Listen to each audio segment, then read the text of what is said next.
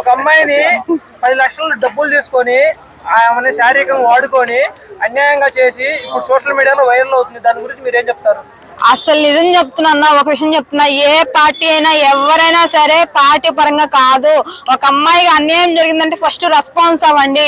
ఎవరైనా సరే, నేనే చెప్తున్నా, వైసీపీ కానీ టీడీపీ కానీ జనసేన ఎవరైనా సరే అందరూ మనుషులే. ఆమె ఒక ఆడపిల్లే. అంత పబ్లిక్ వచ్చి నాకు ఇట్లా జరిగిందని చెప్తే రియాక్ట్ అవ్వకుండా ఆ పార్టీ ఈ పార్టీని ఎందుకు చెప్తున్నారన్నా? మొన్న శ్రీధర్ విషయంలో అట్లాగే జరిగింది. ఇప్పుడు 1 వీక్ మాక్సిమం 10 డేస్ దాటిపోతుంది. ఎవరికి న్యాయం జరిగిందా? ఎవరికి న్యాయం లేదు. పాప ఆమెకు వచ్చి న్యాయం జరిగితే రోడ్ల మీద వచ్చి మాట్లాడుతుంది. ఇంతవరకు న్యాయం లేదు. ఇప్పుడు మళ్ళీ నెక్స్ట్ వేరే అమ్మాయి. అసలు ఈ అమ్మాయికి న్యాయం జరుగుతుందా? పట్టించుకుంటారా? పట్టించుకోరా? అదే పవన్ కళ్యాణ్ అనేది ఇప్పుడు దాకా రియాక్ట్ అవ్వలేదు అంటున్నారు. ఎంతవరకు కరెక్ట్ అంటారు? అది వాళ్ళకే తెలియాలన్నా. ఎప్పుడైనా సరే ఒక అధికారంలో ఉన్నప్పుడు ఒకసారి ఏదో చెప్పారు కదా, ఆడపిల్లకి క్షణం దాని కష్టం వస్తే నీకు క్షణం కూడా ఆలోచన అని చెప్పారు కదా. మరి 2 వారాలు అవుతుంది. మరి ఏం చేస్తున్నారన్న? మళ్ళీ అది క్లోజ్ అవ్వక ముందే వేరే ఒకటి వచ్చింది. వేరే సైడ్ వచ్చింది. మరి ఏం చేస్తున్నారో ఏంటో నాకు తెలియదు అన్న. దయచేసి పార్టీ పరంగా మీరు చూడొద్దు. మనుషులన్న వాళ్ళు ఎవడేమన్నా తినుంది ఎవరు, తన వైష్ణవి ఆ అమ్మాయిని ప్రెగ్నెన్సీ అనేది చంపేశాడు. ఇప్పుడు వాడిని 30 తిప్పలు పెడుతున్నారు. మరి తిని ఎందుకు పట్టించుకోవట్లేదు అంటే తన అధికారం లేడు, తిన అధికారం ఉన్నట్టు. అంటే తను ఏమో నార్మల్ పర్సన్, తినంటే ఎమ్మెల్యే పరంగా తిన దగ్గర డబ్బు ఉంది, వాడి దగ్గర డబ్బు లేదు. మనిషి పరంగా అట్లా డివైడ్ చేసి మనుషులు చూస్తున్నారు.